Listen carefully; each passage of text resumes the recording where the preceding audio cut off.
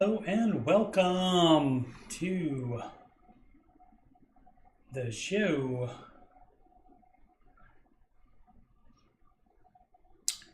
Come on. Waiting for the stream to catch up with me. There it is. See if we've got audio. Catch up with me. We do. Muting it. There it is. There we go. Alright, now I can check on the stream. When you see me looking that way, that means I'm looking at the stream and also the chat, in case anybody is going to chat. Alright, let's see. Let's go over just a hair more, because that green Coach Steve Money watermark on the side, don't want to be behind that. Alrighty, so this is Coach Steve Money number 27. It's July, 8th, 2023, and this is the number 27. And I realized on yesterday's after show that this show is basically the after show, except I don't sing and it's not after the Ramsey show. It's basically the same thing. Oh well.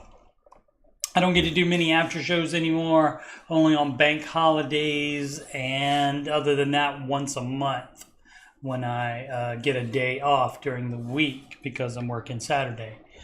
And that is only once a month. So after shows will happen on bank holidays and on one weekday a month, which normally I think will be the first week of the month. Alrighty, but anyway, I'm Coach Steve Money. I'm a Ramsey Solutions certified financial coach, and you can schedule a free financial coaching consultation / assessment with me at calendly.com/Coach Steve Money. That's calendly.com/Coach Steve Money. That is also in link form on the right side of my YouTube banner, as you can see up. Where is it? Up there. You can email me. Speaking of up there, you can email me at coachstevemoney@gmail.com about the Ramsey stuff, about coaching. Any general questions about Dave's advice, I will answer those for free as well. And so you can ask me about anything. Donations can go to paypal.me/Coach Steve Money. You can add me on the gram at Coach Steve Money. I did actually post something on there yesterday. And youtube.com/Coach Steve Money is the YouTube channel. All right. Let's get rid of the plugs image. And let's get on with the show, shall we? A little agua. All right, so my latest post, as you can see from my page here, is the highlight from the Ramsey show after show that I did yesterday, number 349. And that highlight is the debut of the Jade Warshaw song. And I'll give you a little taste of that.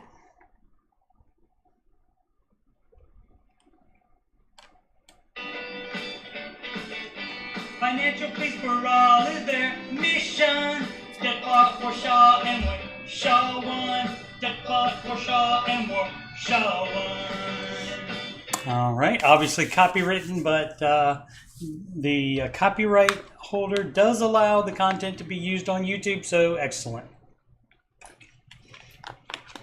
Props to them.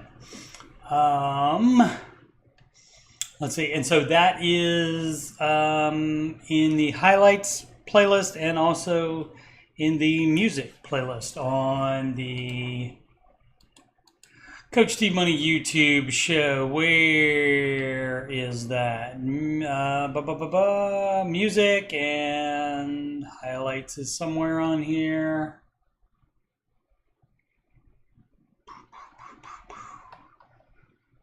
There it is, highlights. All right. Come back home with that. Okay, we did that. So you can check out that and my other Ramsey adjacent songs in the music playlist. All right, so normally On this show, I answer Reddit, subreddit, the Dave Ramsey subreddit questions. And as usual, I say that the Dave Ramsey subreddit is not run by Ramsey Solutions. It is run by fans. And so they do allow people to give whatever advice they want, even if it's not what Dave would advise. But they do sometimes shut down threads if they get contentious, which happens a lot when it involves debt leverage and stuff, because it's the Dave Ramsey subreddit. So as you might expect, there's Dave fans in there. And, you know, if you go to a Dave Ramsey subreddit, you might want to have Dave Ramsey advice on it instead of just any advice. And so sometimes it does get contentious in there.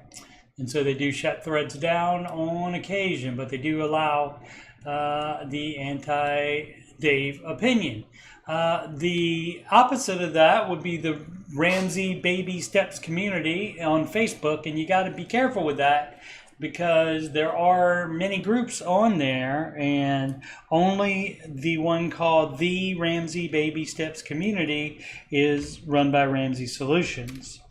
And I saw one post in there the other day where, you know, a person was asking for non-Dave advice in there, and people got out about it. So people will get after you in that, and just normal people. And so what I did was I just took the questions from there. I'm not showing it on the actual Facebook page, because that is their actual identity, their actual Facebook profile that you get to see next to that. And so there was no need for me to bring that into it. Reddit is more anonymous. It doesn't give any like personal information about them. All those usernames, you know, are completely made up and such. They're all just that, usernames. A lot of them are just throwaways, like that people use just for Reddit, just to be anonymous. And so, but that's not the case on the Facebook, because you're using your actual name most of the time. Alrighty, so let's delve into those, shall we? I do have the baby steps ready to go. Let me just run through them. Baby step 1, save $1,000 for your starter emergency fund. Step 2, you pay off all debt except the house using the debt snowball, which means smallest to largest amount, not interest rate. You pay it off smallest to largest amount. That's the debt snowball. And step 3, save 36 months of expenses in a fully funded emergency fund. And you do steps 1, 2, and 3 in order separately. So you don't move past step 1 until you've completed it. You don't move past step 2 until you completed it. So you're not saving any more money than $1,000. You have $1,000 for starter emergency fund, and that's it while you get rid of that debt. And yes, that is not enough, and yes, that is supposed to scare you so you get your butt out of debt quickly. Step 4, you invest 15% of your household income into retirement. That's gross household income. Step 5, you save for your children's college fund. If you're going to do that, if you have kids and you decide to help them, then that would apply. If one of those things doesn't apply, then you don't have to do step 5. You can just skip it. And then pay your home off early. And that would be, yes, instead of investing more, it doesn't matter what the interest rate is. If the interest rate's very low and you can make 10% by investing more, that doesn't matter. The idea here is risk. And the idea here is that you have a paid off house to live in during retirement, and you don't have to pay any rent or mortgage. Obviously, you have to pay for, you know, a new roof or something like that, but you don't have to pay month to month to live somewhere. And step 7, build wealth and give, and that never ends. Somebody asked in the Reddit thread about what would a step 8 be, and that's illogical because step 7 never ends, and everything that would come after that would be based on build wealth and give. So that's all you need. All right, let me get a little water here. some high quality H2O. All right. Again, this is all from the Ramsey Baby Steps community, and this is you can get a little feel for if the questions are going to be different than are on the subreddit. So we'll see. Let's see. If my mom has debt and has no retirement savings, basically has nothing to her name at 75, not even life insurance, and is married, who pays her debts when she dies? Side note, house is in both names and paid for. Well, if it's in both, she does have that in her name then. So she does have that. Do they go away? They do not. Anything that she has, any assets, have to stand good for things that she owes. So husband has to pay them. Husband has to pay them if he would like to keep the house, yes. Because otherwise, they could go, whoever she owes debts to could go after the house because that is in her name. Dave often says, what does he say? He says, what you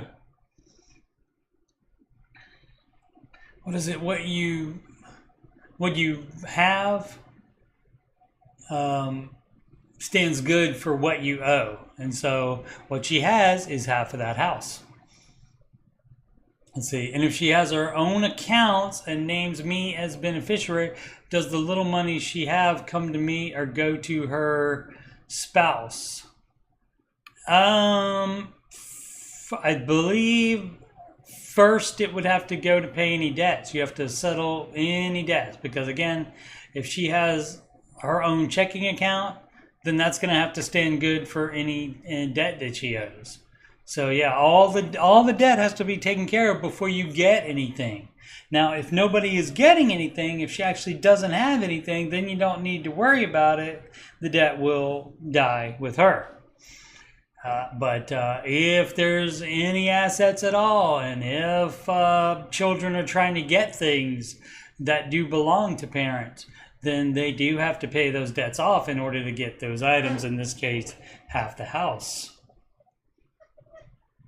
Or in this case, the whatever is in the own accounts. Let's see. So I think that answered that. But yeah, I can't remember what he says. What you something. It's like what you have stands good for what you what you own. I think stands good for what you owe. Yeah. Alrighty. Next one. I just put spaces in between them. Again, these are all from different people. I just didn't copy over the names. My 18-year-old son is car shopping. He purchased a money pit a few months ago and is trying again. I'm a fan of Toyota, Honda, Hyundai. Any others? Those are Toyota and Honda are highly recommended by car people. I'm not one, so I have a Suzuki Verona. It was $1,750. It needed $250 of work. 2005, and it had 80,000 miles on it. He was looking at a couple of Chevy Impalas, but I don't know anything about them either. He has about $7,500 to spend, including title, taxes, and license, I think. We're in Southwest Florida, so finding something reliable but affordable with no rust or hurricane damage has been a challenge. I bet I hit a rainstorms ain't nothing to mess with. What tips do you have and or would you be looking for? Especially me, I don't care about cars. I would be looking for the cheapest thing that can go A to B. Any used car you buy, you should have a mechanic take a look at it first. Some shops will actually do that for free. Mine back in Ohio would do that. They do that in hopes of getting the business for you to fix whatever they find wrong with it, which in my case was, it needed a new tailpipe. And so $250 tailpipe job and $1,750 for the car. So for $2,000, I got a 2005 Suzuki Verona. that had 80,000 miles on it. What tips do you have, and what would you be looking for? The cheapest for me, the cheapest that runs, and definitely have a mechanic, maybe more than one. Check it out. Sorry about the air conditioner just cut off. Sorry about that. I have that on and the fan on as well, so hopefully that is not too bad. All right, this one is labeled baby step 2. Overdrew our account because I didn't write down my husband's life insurance, as I waste time by talking slow while I look for this. There we go. Alrighty, premium came out in July, annual. We pay $400 a year for, I believe, half or 750,000 in coverage. That's quite a difference. I would pay more attention overall. I think that's good. It has to be 10%, or it has to be 10 times the amount of his yearly salary in order to replace it if he dies. So it's just like you should have life insurance on you. In the amount, even if you don't work, so that whatever you do in the home can be replaced. Whatever amount that would cost to pay like a housekeeper for, or nanny or something like that if you have children. Let's see, husband says cancel it and get the money back. We don't have life insurance on me or my mom lives with us because we're both denied for history of cancer. Okay, you can't do anything about that.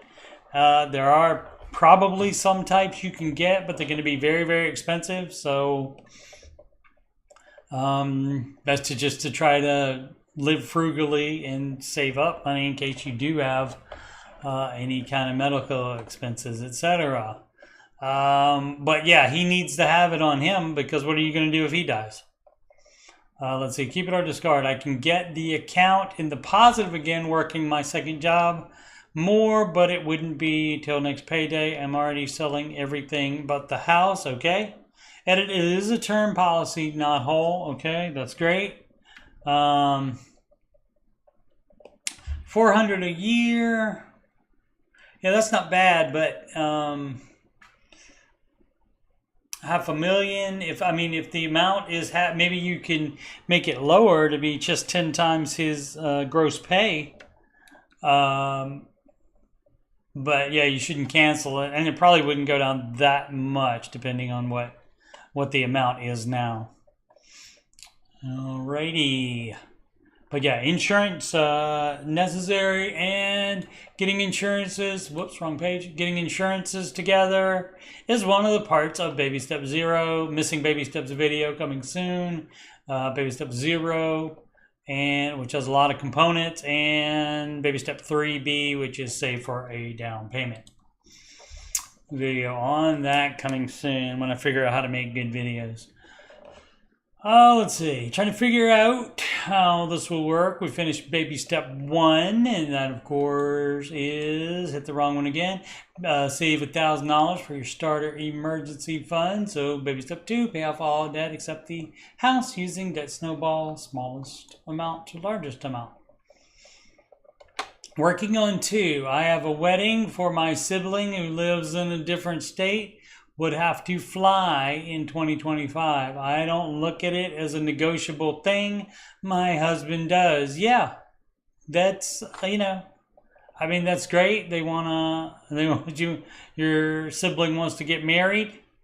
If you can't cash flow it, you don't go. And being on baby step 2, maybe you don't go. Let's say he doesn't feel like it's necessary while we are going through the steps. What is everyone's thoughts on situations like these? I would really think about it. In the end, it's your money, and if you really feel like you're missing out on a family thing, then you can figure out how to make it work. Maybe you can work more. to cash flow that. You have plenty of time in order to do that, to fund that by 2025. So, and that's a long way away. But it's good that there's a notice. Is there any way can you get out of debt by that time? Just depends on how many. They didn't say how much debt. So on a lot of moving parts, and so it all depends. But I mean, if you're just going to go there, and it depends on who else is there. I mean, if you're not going to have significant family time, if you're just going to go there and stand there for a little while, and that's going to be about it, then maybe you don't do that. But again, you'd have to make the decision on that. Let's see. Love how I called to close a credit card account today, and they asked me the reason. Probably because they have to type it in. Couldn't help but say Dave Ramsey, and the USAA representative started cracking up, saying she follows him too. 3 more cards left to pay off. Excellent. And so just like the Dave Ramsey subreddit, there are success stories as well. And this is from either Dave or probably one of the people that run it, that work at Ramsey Solutions, contributes this. Debt is not a tool. It is a method to make banks wealthy, not you. The borrower truly is slave to the lender, and Google Docs does not like that formatting there, that grammar. But so anyway, so those are sprinkled in. Stuff directly from Ramsey are sprinkled in the comments. This also from a top contributor, which I think I made a point to say this is a top contributor because I think this one is going to be a little thing called ish, I believe. Let's see. I need some advice, motivation. Maybe we'll see. I know I highlighted one that I made note of one that was a top contributor, but they were doing it wrong. Need some advice, motivation. Backstory is I'm a nurse. I'm the map. Doing travel nursing at the moment. Generally bags for that. Jobs are kind of feast or famine, so in general, I need more than $1,000 for emergency fund. You wouldn't think a travel nurse, I wouldn't think would have trouble getting a job, but all right, right now I have $10,000 in savings, and that's the wrong way to go about it. You might need a Hill and Valley account, like to get you through tough times, but maybe it doesn't need to be $10,000 in savings. And so without more specifics, I can't completely judge, but this seems like it's doing it wrong and having too much emergency fund. So far, I've paid off $2,000 in collections. Collections should wait until the other debts are paid off, the current debts are paid off. Unless you can get a really good deal from them and settle for pennies on the dollar, that kind of thing. If you can work that out with them, go ahead and get it done while you're doing baby step 2. But other than that, they can wait till the rest of baby step 2 is done, and then you only can work on that after you've paid off all those. And generally, the longer it sits, the more leverage you will have, and the more likely they would be to take a settlement offer. All right, $6,000 credit card, $12,000 for car. The only thing left is my student loans, but I've been putting off paying them off because $31,000 just seems so daunting. Well, it's smallest to largest, and if that's the only thing left, that's the one to do. And that's no different than the $6,000, except it's more money. Still a debt. I don't know how to get past the mindset, because I keep thinking all the money could be going towards a house down payment or retirement. No, it couldn't. That's step 2. 1, 2, and 3, one at a time in order. Then step 4, 5, and 6 all at the same time in order. Step 2 does not have anything about investing in it or saving a down payment. Down payment is 3B right there. And so, no. Again, top contributor. So, I mean, I guess maybe top contributor means you just type comments in there a lot. Or maybe post, questions and stuff a lot, maybe. But definitely doing it wrong. Either way, regardless of the need for a Hill and Valley account or something like that, need for more in savings to get by bad times. But I don't know that travel nursing is feast or famine. I think that's probably a good, it seems to be, the way they make it sound on the Ramsey show, seems to be very high in demand. Let's see, where were we? I keep thinking about all the money could be going, to payment or side. I'm upset the amount of interest I've paid. Tough. Don't take out loans then if you don't want to pay interest. It's the business you've chosen by signing on the dotted line for the loan. And it's barely changed since I got them. Yup. I'm 36 and I feel behind. You are. Not behind everybody. Not behind the people that aren't trying to pay debt off at all. You're not behind them. But yeah, you are. So, and you know how the way to get ahead would be to do the baby steps as they're written. And not do whatever you're doing. Whatever you're doing is not working, apparently. It's just depressing, indeed. Even when I split up the 9 loans, it seems overwhelming. Yeah. I make a good income, 75 to 100K, 10K a year, right? Okay, on what assignments are available, but I don't know how to get started on this last debt. Will it even be worth it? I just feel stuck. You just don't want to pay it off. You just don't want to do it. So, and you gotta, it's no different than the 6K credit card. It's just more of it.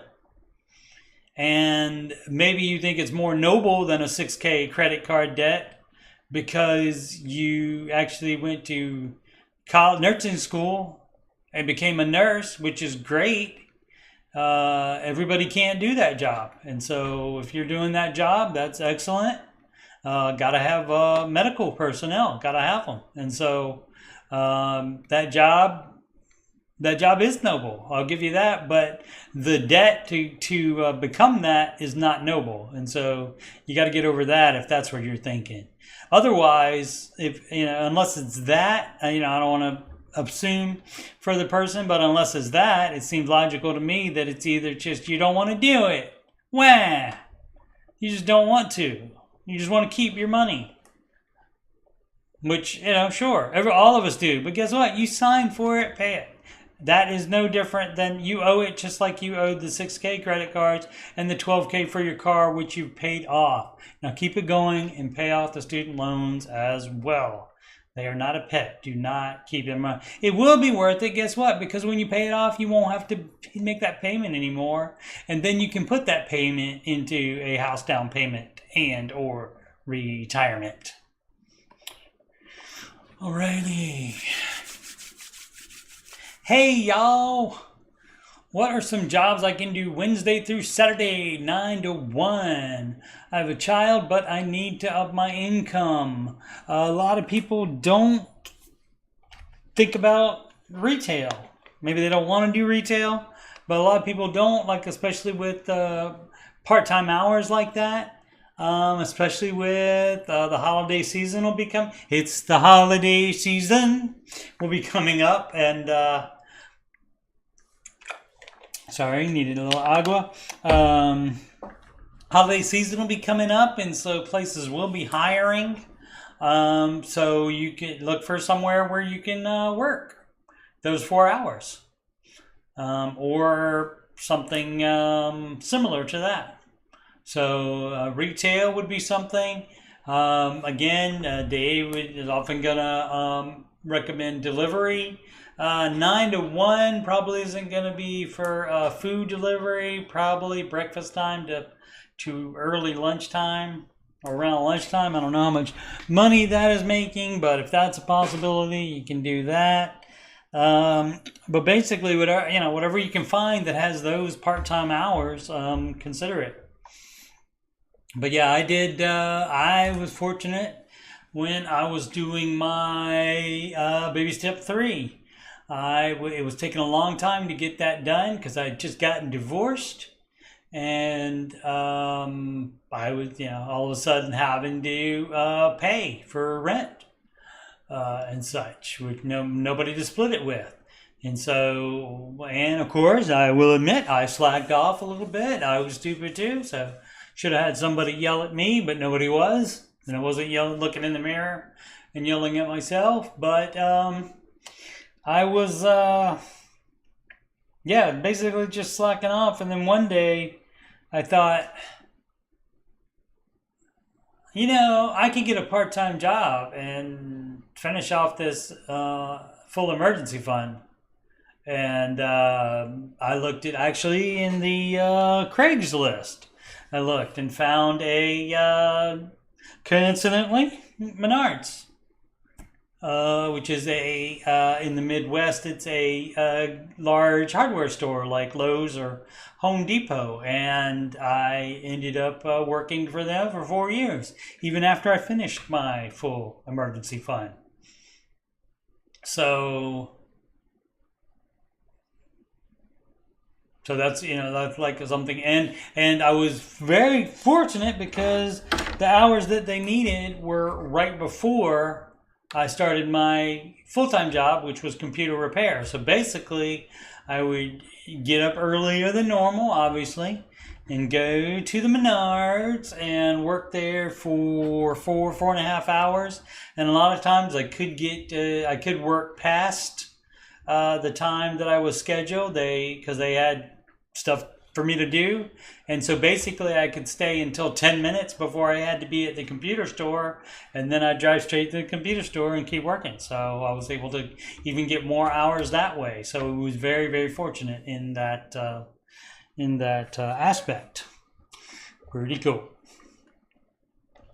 All right, this one in quotes. I really want to go to Melt for lunch. It's probably some restaurant where they melt cheese on stuff, probably, I'm guessing. But let's see. Hubby reined me in and said, nope. Costco it is. $6.18 for both of us. Buckling down this month if it kills us. Excellent. Yeah, all you got to do is tell yourself no. Or have a hubby or a wifey. Is that what the other one is called? A wifey. To just say, nope. Not gonna do it. That's all it takes. And then you can buckle down that month and pay off stuff, or apply that extra money to whatever baby step you're on. Hi everyone, baby step 2 here. My husband and I are expecting our first child, congratulations, in December, and just found out he does not get any kind of paid paternal leave. We're in Pennsylvania. There was a call on the Ramsey show recently about that. I get maybe the same person, I get 6 weeks paid and can apply for short-term disability. Are you disabled if you have given birth? Does that, I guess if you can do it legally and they cover it, I guess go ahead. My question is, should we put our debt payoffs on hold and put that money away to be used when the baby arrives? We both want my husband to be able to stay home for at least a month. Oh, thanks in advance is what that is.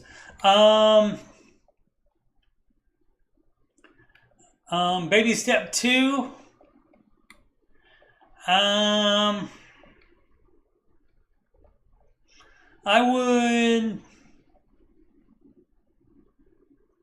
I would maybe have my husband take a week off and stay with you at home for a week and make sure that you can basically do everything the baby needs. And then when husband gets home at night, then you get to rest. I mean, the husband be able to stay home for at least a month. That might be excessive, especially on baby step 2. So a lot of people, will say, "Oh, the husband needs to be here." In my situation, it was opposite. My ex-wife is a teacher, and so she made more money than I did, and so we decided that I would just work part-time at night when she got home. And so she was off for her maternity leave, and then after that, it was me during the day with the baby boy, who is now adult kid number 2, and so, but I mean, that was, you haven't really heard about the paternal leave. You haven't heard about that, except lately. That seems to be a new thing. Maybe the millennials came up with that. I don't know. But if he doesn't get any kind of paid paternal leave, again, I would consider maybe just having him stay home a week and not a month instead. So obviously that isn't what you want to do, but you also don't want to be in debt either. But since you're expecting your first child in December, you're doing it wrong. If you have a life event like that, like expecting your first child, you pause the baby steps, you pay minimum on all your debts, and you pile up cash. And you keep piling up cash until mom and baby are home safe, and then you pile up whatever cash you have. You put that towards whatever baby step you are on when you resume, which would be baby step 2, and you apply that there. It's your money. You can do what you want to. So if you wanted to have that piled up money, be able to cover husbands for 2 weeks then, or 3 weeks then, or if you have to do a month, then you can do that way. But you don't. When you have a life event like that, when you're expecting, you just pile up cash until mom and baby are home safe. Alrighty. Let's see, we took the Dave Ramsey courses. I'm assuming that means Financial Peace University in 2013. After moving twice since then, we are finally on track to snowball our house payments. We were fortunate to get it refinanced a couple years ago when the interest rate was 1.75. That's been a while, hasn't it? With this exact goal in mind. Okay, if all goes well, it should be paid off in December 20... Way back December, back in 63. Do you remember the 21st night of December? Let's see, 2024, 8.5 years after buying our house. Oh, that's excellent. That is excellent. Another success story. All right, so got a picture. I took a picture of the truck, especially for AJ if he watches this, because I know he'd be into it. I didn't take the picture. I copied the picture from the Baby Steps, Ramsey Baby Steps community from Facebook, where all these questions come from. When all you want to be is debt-free, ... Sold my truck back to the dealership today and had to pay $4,000 out of pocket for the remaining balance, and I've never been happier. Was paying $10-15 a month for a truck that was driven once a week, if that. Wow, $10-15. I wonder if that was any negative equity rolled into that. All right, well, what I have to say about that, and of course, that's a very pretty truck. That line is from Twister. Twisters, the sequel movie coming out next year, 2024. Helen Hunt is back in that. Probably, I would think it would focus on her kid, probably also being a storm chaser. Possibly, we'll see. So, but the sold back to the dealership today and had to pay $4K out of pocket now for the remaining balance. The dealership generally is going to give you less than you could do for private sale. I understand that's it's easier, but it may you could have maybe broke even instead of the 4K, but that's done now. But just people being in the same situation should consider private sale, buying and selling private sale instead of from dealers. Both you can come out better financially if you do private sale mostly. Again, yeah, you deal with the dealership. That's a legitimate business that you're dealing with, and not just some guy. So I get the allure of it, and it does make it maybe easier in some cases. And so, but definitely consider a private sale. So let's see. I brought up the investment calculator earlier. So let's just say, now some people say you're going to have a car payment for the rest of your life. So like by the time you finish paying it off, it breaks and you need to get a new one or you want to upgrade. So let's just say this guy is 30 and let's just say he's going to have that car payment for 30 years. So let's just see, 0 in investments now. How much will you contribute monthly? What was it, 1018? What do you think your annual return would be? 10 to 12%, it says right there. S&P 500 and plenty of sources say that amount. A lot of people like to complain about that doesn't take care of inflation and then that doesn't take into effect your drawdown. None of that matters. It just matters what it makes. Anything else that you apply to it later, you can worry about later. So 10%, and so that is, in 30 years, that is $2,301,177. $2,301,177, excuse me. And I hope you like the vehicles that you have financed during that 30 years. That is crazy. So that's no initial balance. That's $366,480 of just $10.18 a month.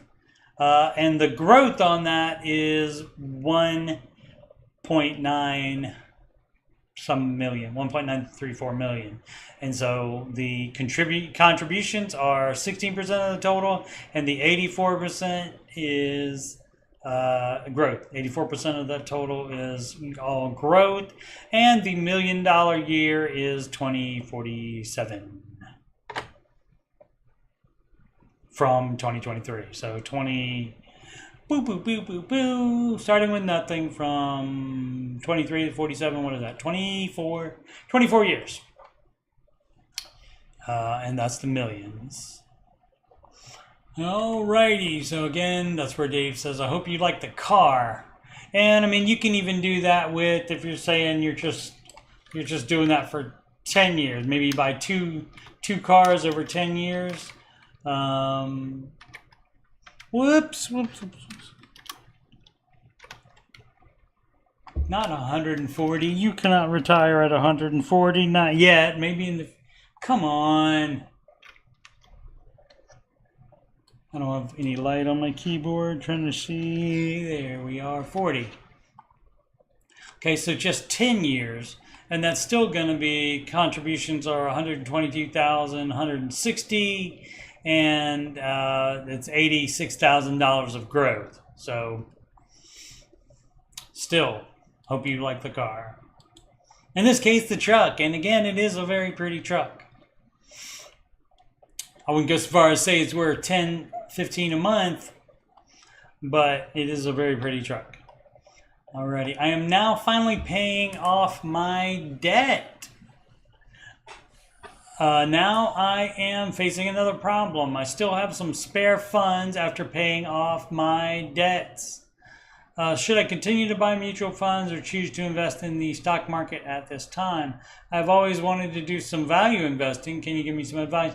I made the last payment on my home today. Excellent. This is my family home. I did inherit it 4.5 years with a mortgage and that my grandpa still had on it.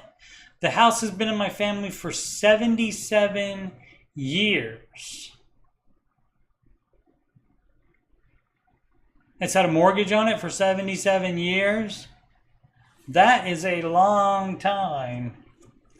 Or maybe it was paid off and then they took out, they debt leveraged. Maybe took out a HELOC on it or something like that after it was paid off, maybe. Something like that, but it's been in the family for 77 years. Or I guess one family member could have sold it to another family member, to her grandfather maybe. I don't know, but 77 years, just thinking about a mortgage happening for 77 years and not being paid off is crazy. Like constantly refinancing and taking cash out maybe. Let's see, house is finally free from loans that have been on it all this time. So loans on it all that time. Now, 77 is a lot of years, so definitely there's been some tomfoolery going on with that. Definitely pulling the equity out with cash, I'm assuming. That's the only thing I could think of why it would take 77 years to pay off a mortgage. I am changing the pattern of my family and showing them a way that can lead to a better life. I'm retired, have no debt. Baby step 7. Okay, the spare funds. Baby step 7, you can do whatever you want. Obviously, you have your full emergency fund. So, and yeah, you just keep building wealth and giving. So should I continue to buy mutual funds or choose to invest in the stock market at this time? Mutual funds are investing in the stock market. They're just not single stocks. Mutual funds are groups of stocks, and that's all Dave recommends. Does not recommend single stocks. Because it is less risk, because mutual funds diversify you and you are less likely to have everything be down at the same time, unless of course like a pandy crash where everything goes down, like an inflation crash or recession crash or whatever the recent one was called, where it came down from the high. But yeah, value investing, I don't really know what that means. Let's see what that means. A lot of terms like that people use. A lot of Martinez's area. Let's see, value investing. Value investing is an investment strategy that involves picking stocks that appear to be trading for less than their intrinsic or book value. Oh, yeah. So, I mean, that's like day trading. Let's see, example of value investing.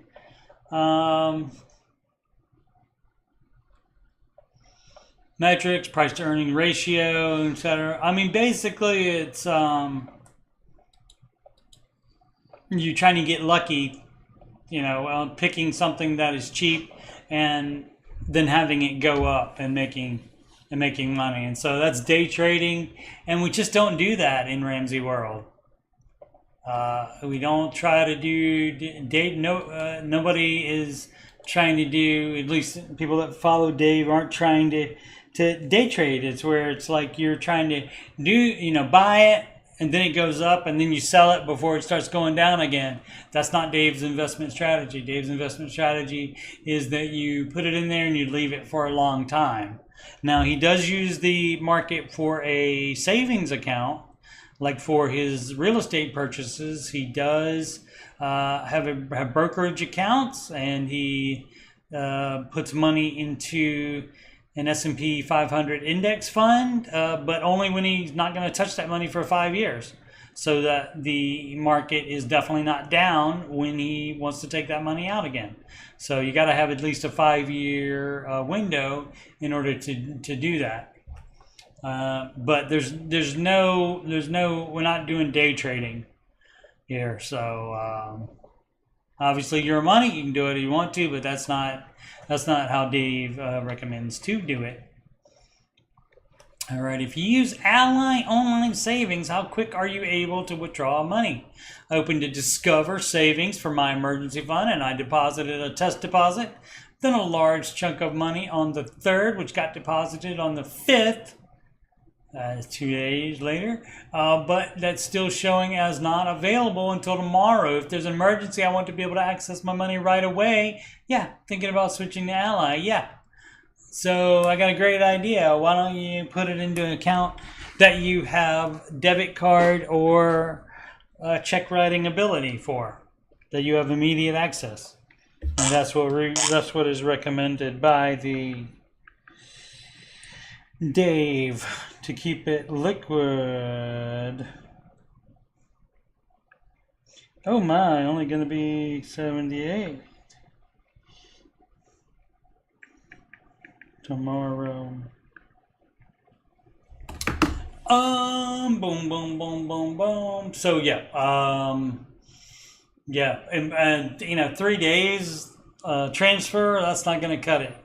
And so definitely read those. I know it's the draw of the trying to make money on your emergency fund is alluring, but as Rachel Cruz likes to say, repeat after me, not an investment.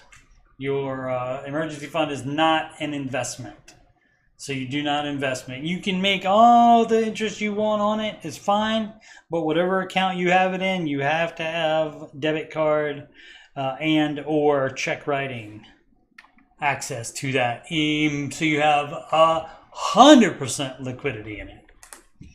Alrighty. I know I've commented many times, but I don't think I've ever actually posted. Alrighty. Today, my husband and I took our 4 kids down to the post office and mailed our final house payment. Excellent. Ooh, actually mailing it in. As soon as that check clears, we'll officially be weird people. You already are. You already are trying to pay it off before it's due, I'm assuming. Before, you know, it has to be paid off, I'm assuming. I had to share somewhere, and I thought, what better place than here? Absolutely. The Ramsey Baby Steps community. Even at times, the Ramsey subreddit, the Dave Ramsey subreddit. And of course, don't forget about the Ramsey Show chat, which is normally posted early in the morning. The video doesn't start till 4 p.m. Eastern Time. But the page on YouTube is posted early. And so a bunch of us chat in there on and off all day. And so you can definitely come in there if you want to talk to people, like-minded people, because the average person doesn't understand. Even friends and family, they don't understand. So if you want to interact with people that do understand, that are weird as well, that's a good place to go. I highly recommend it. And of course, my streams as well. Let's see, as soon as that check did, I had to share somewhere and thought, yeah, what better place than here? Here's to living a legacy that these 4 will carry, talking about their kids. A life of financial freedom, a life of contentment, and a life of generosity is what we hope to model for them. Excellent.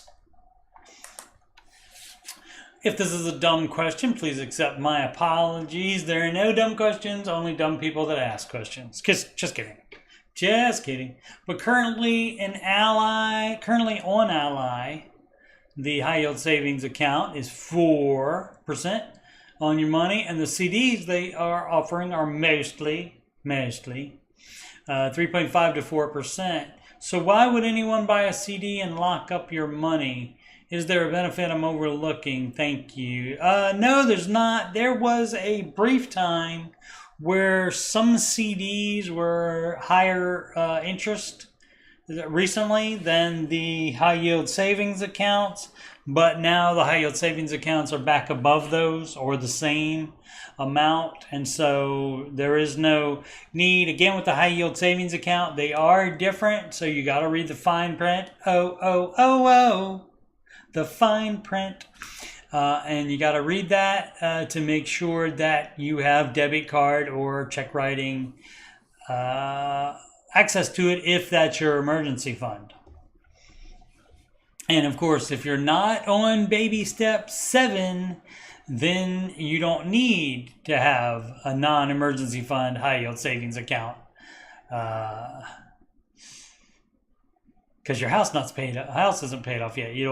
Not supposed to have extra savings. Now, an exception to that would be like if you had a sinking fund to buy tires, because yes, tires are gonna be needed. Another sinking fund reason would be Christmas. That does happen in December. This is your, what is it, July, August, September, October, November, December. This is your 5-month warning for Christmas.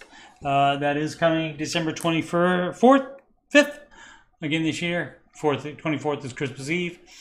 And so that is December 25th again this year. And so don't be surprised by it. But that would be like a sinking fund. And so though sinking fund is saving, but it has a definite purpose on it.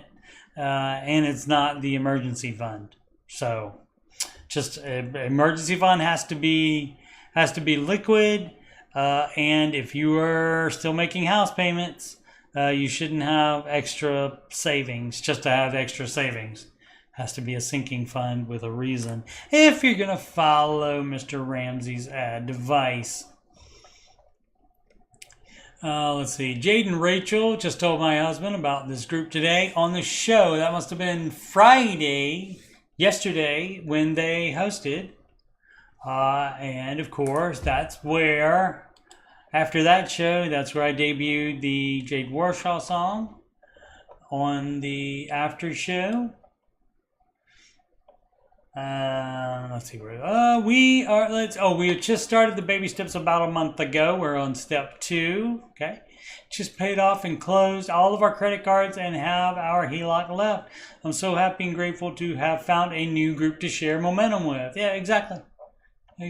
So and it's true, and you get a lot of people saying this, like their friends and family don't understand and they can't talk to them about this stuff. So definitely seek out other steppers. And again, you can find them here in the Ramsey Baby Steps community on the Facebook. You can even find some in the Dave Ramsey subreddit, although that's not run by Ramsey Solutions. It is run by fans of Dave. And of course, in the Dave Ramsey show, or the Ramsey show chat.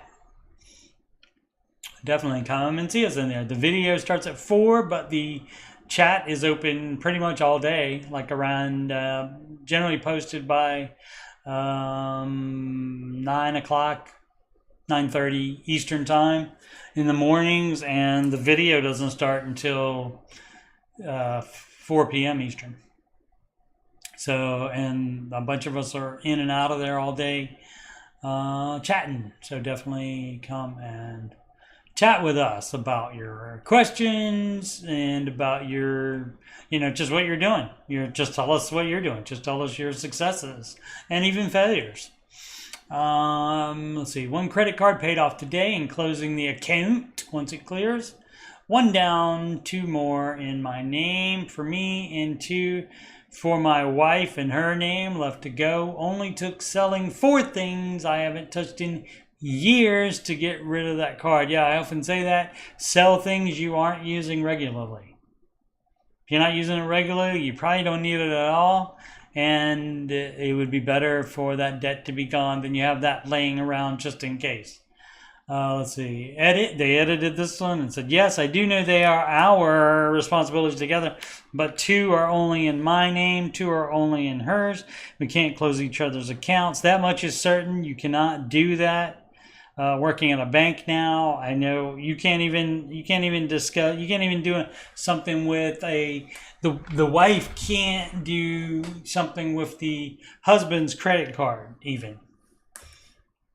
So it has to be the person whose name is on the credit card to ask for something to be done with that card. Let's see, 2 are only in hers. And we can't close each other's accounts. So at the end of the day, it's our own responsibility to close the accounts ourselves once we pay them off. Okay. So it's just the phrasing of it. you just should get used to saying hour for everything, even though, yes, you personally have to call to close your account, or send in writing or whatever your financial institution or whoever you owe wants you to do to close the account. But so basically, it's just saying it's a success story. Just had, again, about just only took selling 4 things I haven't touched in years to get rid of that card. So excellent. Okay, let's have a blessed day. Financial freedom started in April 2020. Hashtag Pandy with 37,000. Now I am approximately at 18,000. I can do this with discipline and budgeting. My goal is to be paid in full by December 2023. All right, that's this year. Excellent. That means a lot of sacrifice, walking by faith. Excellent. The Pandy did have its trials and tribulations and its bad points, but a lot of people, including myself, were able to get more hours. The Menards, there were more hours available to work during the Pandy. Boom, boom, boom. Hello, everyone. Hello. I've been following this group for a little while. Decided to make sheets for our breakdown and kick it into gear. We are married. My husband's 36 and I am 29. We have 2 kids, 11 and 2. First sheet is our income. I didn't do the sheets. I didn't copy a picture of the sheets. First sheet is our income and monthly bills. Second sheet is all our debt, probably, equaling almost 57K. I feel like we're pretty good with our bills, but when I see that we have $1,000 left over monthly, I can't seem to find where it goes. Any pointers and help would be appreciated. Would love to be debt-free as soon as possible and purchase a house by next year. You got to be completely debt-free and have full emergency fund before you start saving a down payment. So next year might be pushing it. But anyway, I have the note here. She included screenshots of her spreadsheets, which I didn't include. One commenter hashtag mentioned that she has $200 a month budgeted for groceries for a family of 4, which indeed seems very low. Perhaps there is eating out or other food money that she is not keeping track of or doesn't think about when spreadsheeting. Yeah, and so a thing here, even though you wrote everything out, a thing here would be to take all those numbers and to, the one below it is a different thing, different question. And where you have all those numbers and take that to your online banking, which everybody should have, so you can always see everything that you spend out of the paycheck. Definitely have definitely deposit the whole paycheck. And when you do that, you can see what cash is taken out. And then you can say, well, where did all that cash go? Maybe it's cash being taken out for stuff and then not kept track of. Or maybe you'll see that, at the grocery store, let's see, we didn't spend $200, we spent $500, that kind of thing. So definitely compare it with your actual expenses. If you don't or can't have electronic banking to see your accounts and everything that you're spending that's coming out of there, if you can't do that, save all receipts, including any deposit slips or anything like that, any ATM slips. Save all that stuff and then compare that to your spreadsheet. So, and then you can find that $1,000 is a lot to have go bye-bye. And so it's going somewhere. And hopefully it's just like an oversight and not something, like, maybe the husband is taking $500 a month and doing, whatever, make up your own story with that, gambling it, or worse with it, that kind of thing. It could be that just doing, maybe he thought he was supposed to have $500 of fun money for the month, or lunch money, maybe something like that. And so when you see everything where it goes and compare it to your sheet, obviously something's not happening in real life that is happening in your spreadsheet. And so that's how you find out. And so similar but not exactly the same question. Step 4, but still write out on paper each week my weekly breakdown. Yeah, so step 4 doesn't matter. In step 7, you still should budget. You still need to be intentional with every dollar. That's why they call their app Every Dollar, because you decide ahead of time what every one of your dollars is going to do the next month. You decide that ahead of time. That's being intentional. That's not saying, well, let's say I got this pile of money and whatever comes up, we'll just do that. That's not being intentional with it. And when you're not intentional with it, you waste more money. Let's see. 1144 is carried over from last week. That's a lot of carryover, dog, but maybe they need it for some weeks, maybe. Maybe they have varying income, that kind of thing. But yeah, sometimes you need it. You can't spend everything from last week all the time.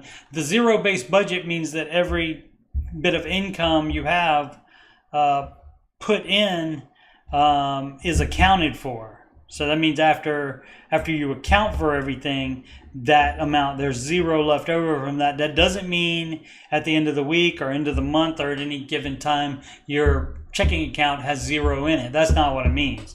Most people can't do that because you would have like another bill due before you get paid again. And so you do have to have carryover from the previous week often. Let's see, 630 is what is deposited. 432, 1144 could be sludge fund too. Could be like just that's the amount that they feel safe about having over. It could be that's the starter emergency fund too, maybe. It says step 4 though, so you should have a full emergency fund. So I don't know. That does seem high, but just depends on their situation in this case. For a change. So it just depends on what they have going on, whether it's a good idea to have that much carryover from one week to the other. 432 is my budget amount. So that's a difference of $228. No, 198. Okay, I know math. I can do math. Math wasn't my worst subject. It was geography. 140 is what I go straight to the AT&T and pull out. 292 is the buffer that adds up and goes to savings at the end of the month if not used. 342 is the amount next week will be added to. What jumps out here is there shouldn't be any extra savings if the house is not paid for. If you have a house payment, maybe they're renting, I don't know. I make a monthly budget written out and make adjustments if needed for the month. But this weekly breakdown happens every payday. I don't need to do it now, but I like to see it. Yeah, it's recommended to still do a budget. Don't necessarily have to do it every week, but you do have to do a monthly budget still. Even in baby step 7, Dave still does one.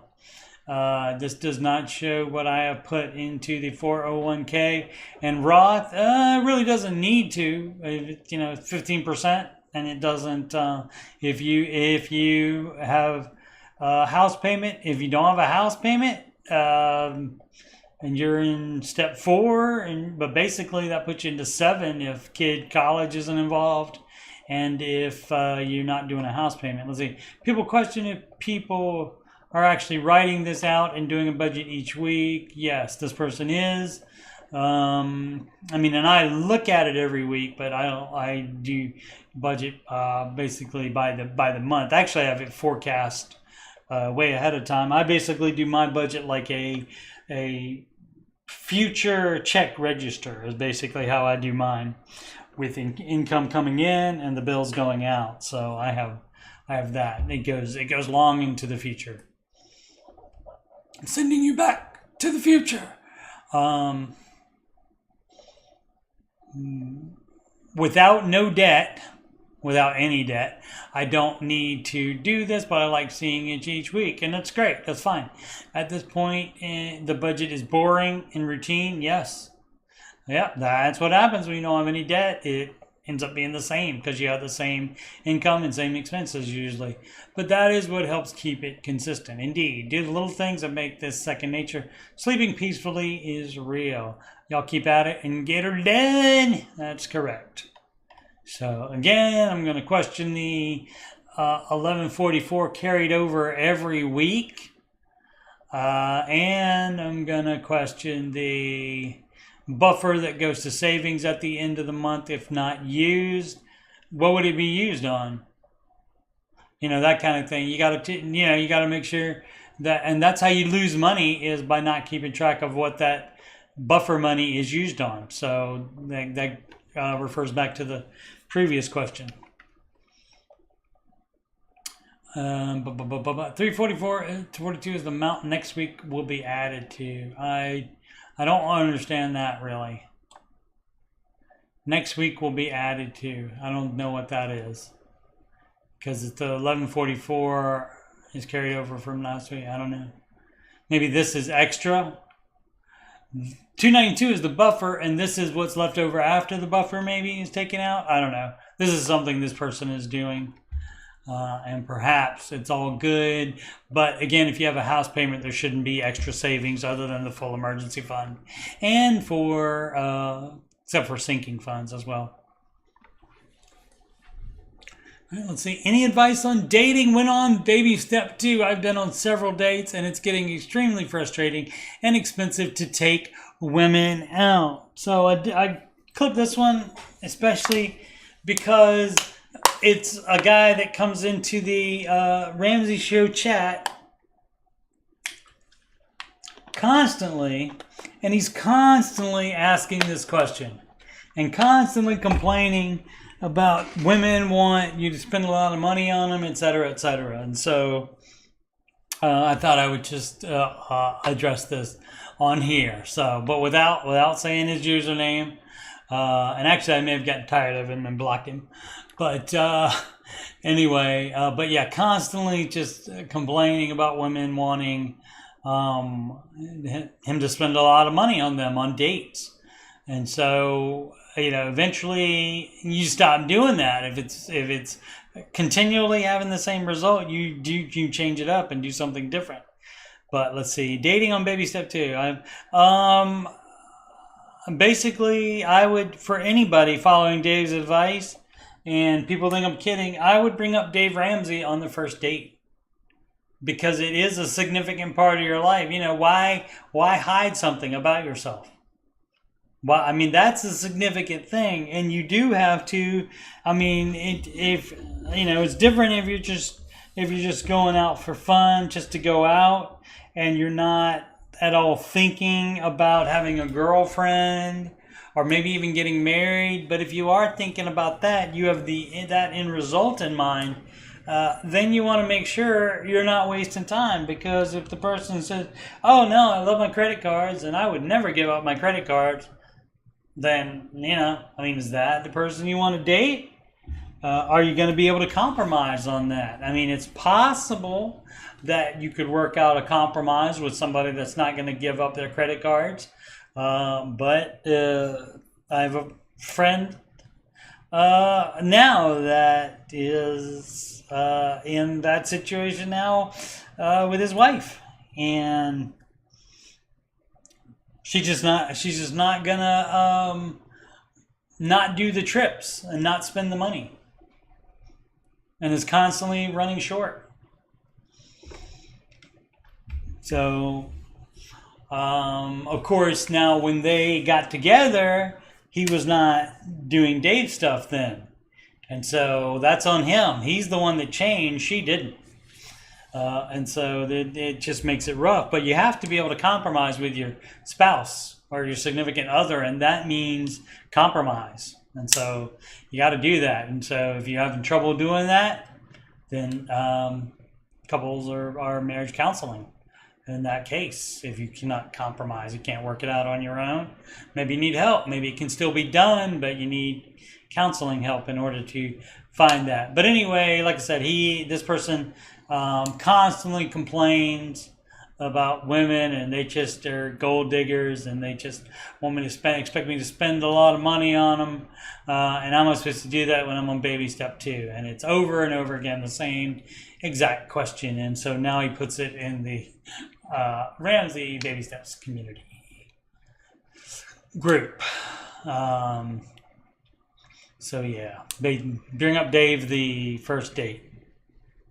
I mean, you don't even have to say Dave Ramsey. I mean, you might as well if that's where you got the idea to do this stuff with. But basically, you get just to discuss finances in general and views on debt, etc., on the first date. Why not bring it up on the first date? Then you don't, if that's going to be a deal breaker, then you don't waste time or money on a second one. So let's see. Does Dave recommend getting a 0 interest rate credit card to transfer your balance to help pay off debit? Credit debt. Debit and debt are two different words. Faster, or just keep my balance on my 21% card and hit it hard? 21% is a lot, although it being a lot may make you pay it off faster, may motivate you to pay it off faster.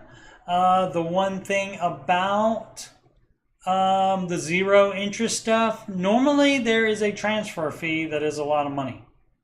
So they trick you by having the interest rate. Banks are still going to make their money. That's why the banks are there, not to help you out, but the banks are there to make money on loaning you money. They're there to make money on debt. But they do let you keep your money there. And it is federally insured, up to $250,000 each person. But yeah, generally it can fool you into thinking you've done something where you just had the debt here and you moved it here. And this was 21%, sure, and this is 0%, but you also, again, you may have had a fee to pay there, and if you miss a payment or something like that, then the interest rate shoots up normally.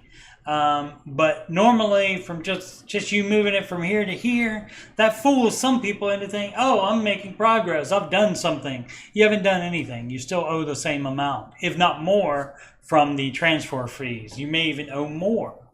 So you do have to be careful with that. And Dave would say don't move it around. Don't do the consolidation loan either. Dave would recommend not to do that and just pay it off as quick as you can. Because, again, that makes you think you've done something and may make you take your foot off the gas and not hit it hard. Anyone buy a car recently? The high interest rates are crazy. First of all, Ramsey Baby Steps community. Now, a Dave Ramsey follower talking about the high interest rates. Why would they talk about the high interest rates? What do high interest rates have to do with buying a car? Because if you follow Dave's advice, you're only buying cars in cash, in full. You do not finance them. Maybe this person is new. I don't know, but that is kind of weird. Let's see. Dealers say the interest rate will go up 2 more times this year. Again, if you pay cash, what does that matter? Anyone have a good understanding of this? As of now, we are saving. Yeah, if you pay cash with it, guess what? They don't charge you interest rates if you buy it in cash. So I don't understand why it was brought up. I can only imagine it was brought up because you're planning on financing the car, which is not Mr. Ramsey's advice. Alrighty, let's see, what time is it? Oh, I've gone an hour and 20 minutes already. Wow, time flies when you're having fun, huh? Hey everyone, my situation is a little different. Everybody says that. It doesn't. It also really. I mean, I know everybody likes to think they're individual, and they like to think their little situation is different, but it's really not. When looking at it, you need to be able to like step outside of yourself and pretend that you're somebody else looking at your situation. Pretend it's your friend or even somebody you don't know that has this exact situation and what you would recommend that they do. But a lot of people are too close to their own little situation where they can't divorce themselves from it enough to look at it logically, and they're thinking about it emotionally or something like that. They're too close to the situation to think about it clearly. So let's see. Situation's a little different. And like almost never, almost, I won't say 100% never, but basically you're doing the steps or you're pausing them if there's some life emergency or some big life change. Let's see, and I need advice. My husband is an engineer and pays all the main house bills, including mortgage, electricity, and water. Immediately should be we pay them because combined finances. He has a retirement account and has a nice emergency savings for our family. He has no debt. Excellent. He pays most of the groceries, gas. Okay, again, he should be we. We have 2 kids, so I work part-time at a vet clinic. I have 2 side hustles, pet sitting and a small, good hustle though, and a small business called Pretty Bones, where I sell soap, art, and teach classes. My small business doesn't profit towards our family yet, since most of my income from that I pour into my growing business. Ding, ding, ding, ding, ding. I imagine, like, red flag, red flag, red. I imagine I will profit in the next year. This person may have called as well because said the exact same thing. I imagine I'll be making money next year, so could have called on Friday as well. So I see down here it says thanks and please be kind. I'm being kind by telling you that you don't grow a business while you're in baby step 2. If you have debt, do you have debt? You apply money to the whatever baby steps you are on as a family, not a he and me, it's us. So let's see, I pay my own bills and I feel like I can't get ahead because a lot of the large expenses are court related and to regards to the safety of my child. Okay, and that's what you should concentrate on instead of your trying to grow a small business while you're trying to do that at the same time. So, I mean, it's great to work and make money and put the money back into the business. That's great. But in your situation, you may not be able to do that. And you definitely aren't getting ahead, like you said. So, something needs to change, apparently. Let's see, for example, our court-ordered guardian ad litem is $350 an hour and will be a growing expense for years to come. I didn't know what that was, so I Googled it.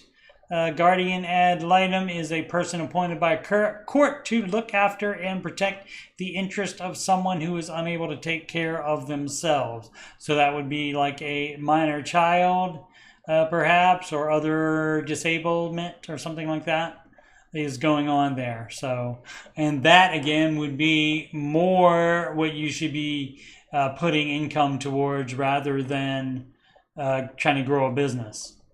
I understand thinking long term, but you can't ignore the right now item to do long term stuff. Does anyone have any advice how to manage this? Currently, I'm not saving any money and I work my buns off just to pay these bills for them to just kind of maintain where they are. I'm not getting ahead. Please be kind. And again, it should be combined finances. So the emergency fund, definitely he needs to have there. But if he has extra money, that's y'all's extra money. Should be combined. So you don't say we have no debt. You don't say you have no debt. So if you have debt, especially if you're doing debt on the business, that has to end as well. So again, the situation is not a little different. Sorry, you're just close to it because it's your, I get it, because it's your kid and it's your business. and it's your expenses. I get it, but it's no different. It's not a little different. Same rules apply to it. Again, almost every time. And I know a lot of times some people can think that sounds cold, but that's the way you have to, money is not what is that? Like a kid gloves business. It's not we can get a pass on the math on it. Because we want to be a lovey-dovey society and all that. No, you got money is and math. Money is math, and math is not emotional. Math is numbers, and the numbers are going to be the same no matter if you're mean or if you're spending money for a noble purchase or if you're spending money for an insidious purchase. It's going to not change. It's the same numbers, so it doesn't change based on your what you're trying to do, what's in your heart. None of that changes. It's still the same amount of money going out, and that's what you need to be concerned about. And so baby step 2, not a time. Yeah, you said baby step 2, didn't you? I think, let's scroll back up. Did you say baby step 2? No, 2 kids, 2 side hustles. And paying your bills. Again, they have divided finances, not advised. All right. So I recently watched the Minimalist documentary on the Netflix. Talked about on the Ramsey show or the after show last week? Yesterday on Friday. I think that's where I talked about that. But recently I talked about Netflix is the only streaming service that is in positive income. All the rest of them are operating at a deficit. The writer's strike doesn't help. An actor strike will not help further. But Netflix is the only one that's in the positive. And they are the password sharing crackdown that they've done is actually resulting in more subscribers. Or coincidentally, more subscribers are going to them now and abandoning other streamers. Maybe one thing I saw, they just got the Harry Potter movies on Netflix. And so that's because I was wondering, because I saw it was trending. I thought, why is Harry Potter trending now? And so it's because it just was on Netflix, and it's one of their top things that are being watched on there. So anyway, back to the question. Is a maze, totes a maze. If you haven't watched it, I highly recommend it. It has changed the way I look and that lifestyle. And when I get rid of things now, it has a whole new meaning and purpose. Also, I've been saving money for a weekend away without the kids. Well, our debt-free date is so close, no later than March of 2024, that today I decided to just put that money towards a credit card payment and go on a trip later when we are debt-free. My goodness, that's pretty mature. I know this community will understand that little win. Absolutely. Absolutely. You telling yourself no is a big part of this. And what you're doing now is the definition of living like no one else now, so that later you can live like no one else. And the living like no one else now means that you're not just saying, whatever, I'm just going to go on a trip while I'm still in debt. I'm just going to spend a lot of money on a trip while I'm still in debt. And living like no one else later will be that you don't even have to worry about it at all, because it's like nothing. It's like a drop in the bucket to just save up that money when you're not making payments. You can just save up money for a trip very quickly. All right, what is the downside to purchasing something for 0% interest? It can fool you. We talked about it fooling you when you transfer debt to a 0% interest card, that kind of thing. It can fool you into thinking you've done something. It can fool you into thinking that you actually own it. You don't own it.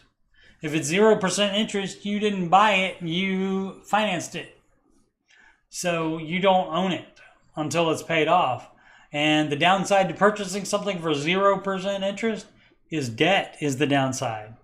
And using debt for any reason is debt leverage, and that takes away from your net worth. And so you're leveraging your net worth in order to finance something. And if you have to finance it, you can't afford it. So unless you can pay cash for it, you can't afford it. I am having trouble deciding what to do. I need a patio.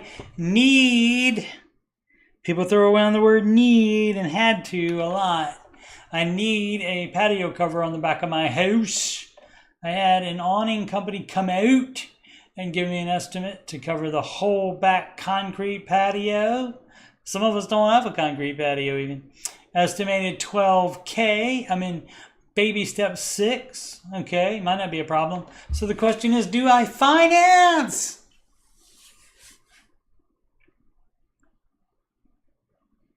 Chis said he or she was in baby step 6.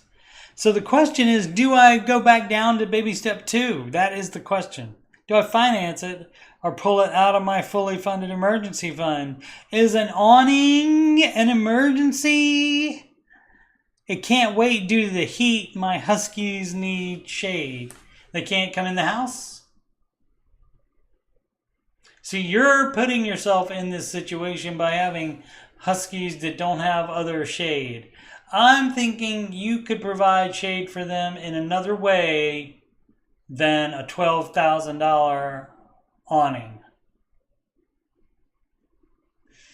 So yeah, that's what I'm going to say. I'm going to say the cheapest way to provide some shade, and the cheapest way is not a $12,000 awning, and a $12,000 awning is not an emergency. So if it's that bad out there, you can have the huskies come into the crib. If you can't do that, then another alternative is to, again, get some other way of doing shade more cheaply than that, than $12,000. My goodness. So, and this is also a thing that people do. This is in the baby steps community. This is, and a person that even says they're in baby step 6. And the question is, do they finance or pull it out of fully funded emergency fund? So that at worst, if they pull out of emergency fund, which is not an emergency, so don't do that. But if they did do that, that would put them back in baby step 3 for having to put money back, having to re-top off the fully funded emergency fund. Financing it, you're not doing, if you're going to do that, you're not doing Dave steps at all. So how dare you even evoking a baby step in this question then. So, but yeah, but this is what happens a lot of time. People, they say, should I do A or B? And so many times the option is C, D, or E. Or the correct answer is C, D, or E, and not just the two things that they have in their head. Again, too close to the situation. Need a patio cover. So, there's other ways you can give them shade. Doghouse. Who let the dog? Yeah, where do they sleep at night? They could go in, if they have a doghouse, they can go in the doghouse. And there's shade in there. Let's see. Baby stick 6 flare. Hopefully not asking if they should go down to a lower baby step, hopefully. I recently met with a financial advisor, different than coaching. A lot of people get that confused. Financial advisor is more like investing specifically, and maybe like estate planning and that kind of thing. Coaching is more like helping you get out of debt, helping you along the baby steps, that kind of thing, without specifically saying, okay, invest in this fund or that fund. Met with a financial advisor and was told I shouldn't focus on paying off my house. Of course they told you that, because of the low interest rate, 2.25%. Instead, he'd like me to focus on investing more than the 15%. And which, let me read that again one more time and I'll translate it. Instead, he'd like me to focus on something that makes him more money.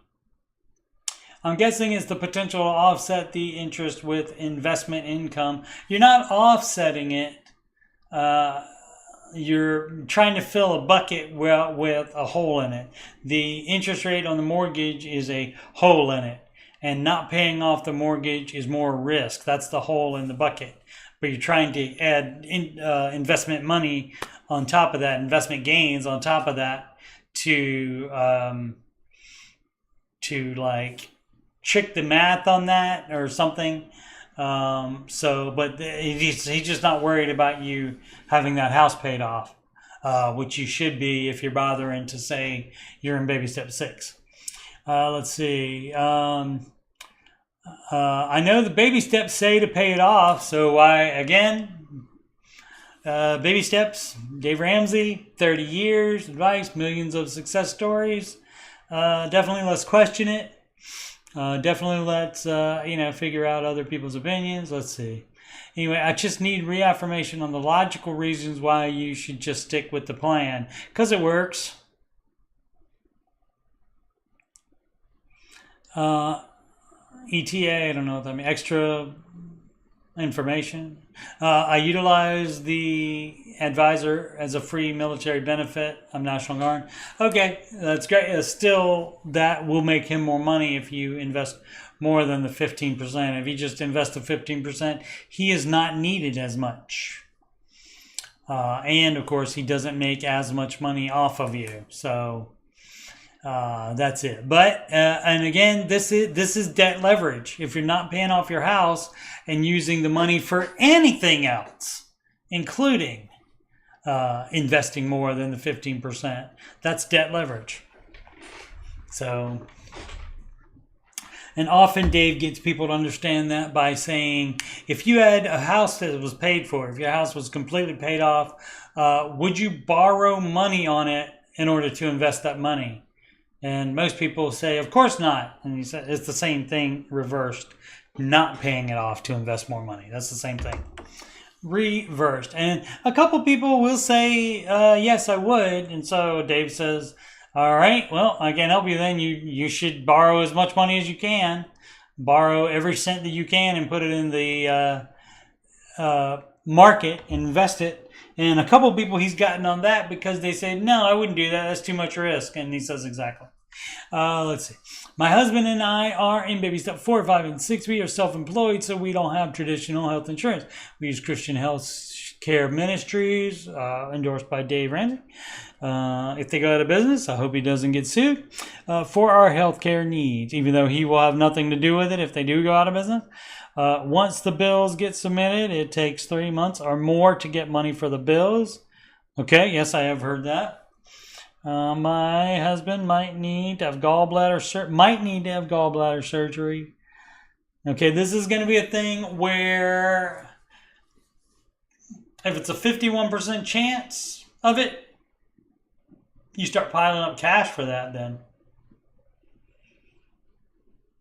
If it's 50% or lower that he might need gallbladder surgery, then you do the baby steps as written. Then you don't pause it. You're still doing the baby steps. You don't pause. Without insurance, this costs $1,000, right? Do we drain our emergency fund to pay for the surgery out of pocket? No, because you know about it in advance. And possibly not have enough to cover it fully. Then wait the 3 months plus reimbursement if you have no choice to wait that much. If that's how CHM does it, you have no choice to do that. And pray that nothing else happens. It's not, you say might need to. Does that mean you might need to have it tomorrow? You have time, I'm thinking. So you pause you pause the baby steps. And so you can even stop investing in an emergency like that. Stop investing even. But you wouldn't put money for kid college. You wouldn't put money extra money on the house. So you wouldn't be doing baby steps 4, 5, or 6. You would be pausing the baby steps and piling up cash for that possible medical emergency. Again, if it's a 51% chance. Dave likes to say it has to be a 51% chance, especially when people call up saying, because they've been watching the news too much, the doom and gloom, and they talk about, I might lose my job, and, you know, there not being any actual chance of that happening. And so he says it has to be a 51% chance of that happening. Or do we put the surgery on a payment plan with the hospital if you have to? And pay the payment plan amount from our normal monthly household budget. And then when the funds come in, pay the bills off in full so we can retain our emergency fund. Yes, do that. Yes, but basically, again, it depends on what this gallbladder surgery is. Is it a maybe thing in a year or something like that? If so, you have time to pile up money to pay for it, cash in full. So it sounds like you do have time. Keep in mind, we'd also need to use our emergency fund to supplement our income while my husband is out of work. He is the only employee in the business. What would Dave say? Find out if that's going to have to happen. Find out what the percentage chance is, if it's going to happen or not, and then pause the baby steps and just pile up cash if that's the case. If it's less than a 50% chance, then don't worry about it. Keep doing the baby steps, and you keep monitoring the situation, obviously. And if it becomes a 51% chance, then you stop the baby steps immediately and just pile up cash. And so again, you can even stop investing. Stop investing. Stop doing anything for kid college. Baby step 5. Stop. Where's my baby steps? There it is. Steps 4, 5, and 6. You can stop doing all of that. Stop putting extra on the mortgage, and you just pile up all that cash for that possible surgery. But again, it can't be a thing where, like, you know, you heard he has gallbladder problems in the family and that kind of thing. You know, it has to be actually doctors saying, well, you probably have to have the surgery. But the whole thing with the might need, that's a little sus, a little iffy. So definitely get a final answer on that. Alrighty, so that's the end of my list from the questions from the Ramsey Baby Steps community is the name of that, and that is in the Facebook, and that is run by Ramsey Solutions. So if you want a place that is more hands-on by Ramsey Solutions, that would be the one. Again, it's the Ramsey Baby Steps community, and make sure you get that exact phrasing, because there are other Dave Ramsey groups on there that are similarly named, but that's not the right one. Alrighty, once again, I'm Coach Steve Money. I am a Ramsey Solutions certified financial coach, and you can schedule a free financial coaching consultation / assessment with me at calendly.com/Coach Steve Money. That's CALENDLY.com /Coach Steve Money. That link is also on the right side of my green YouTube banner, way up there. That side. And you can email me about anything. Yes, anything on my YouTube channel. The Ramsey stuff, financial advice, Oak Island. What else do I do? Video games. Probably going to play some Last of Us shortly. What else do I have on there? History stuff. I said Oak Island already, I think. Computer stuff, tech stuff, slick stuff, neat stuff. Text CoachSteveMoney@gmail.com. You can ask me any questions you want to on there about anything. Donations can go to paypal.me/Coach Steve Money. Add me on the gram at Coach Steve Money. Actually posted something on there today. It was announcing the Jade Warshaw song. And of course, this YouTube channel is youtube.com/Coach Steve Money. Make smart financial decisions every day.